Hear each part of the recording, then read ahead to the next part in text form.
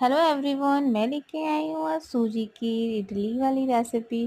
तो सबसे पहले हमने पानी को बॉईल होने के लिए कढ़ाई में रख दिया है। उसके बाद हमने इसमें सूजी ऐड की है और फिर हमने ऑयलिंग के लिए थोड़ी ताकि चिपके ना ऑयल डाला है। और फिर हमने इसमें राई डाल के रेड चिली फ्लेक्स, थोड़ा सा नमक डाल के हमने इसको खूब अच्छे से चलाया।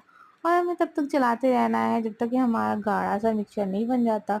गाढ़ा सा पेस्ट डो टाइप बन जाना है हमें इसे।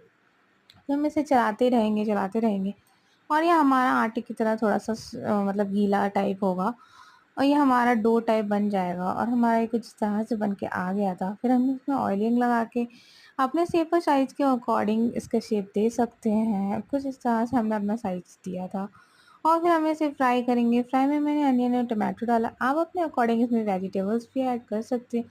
और सारे मसाले डाल के राई वगैरह ऐड करके हमने इसमें डाली थी इडली।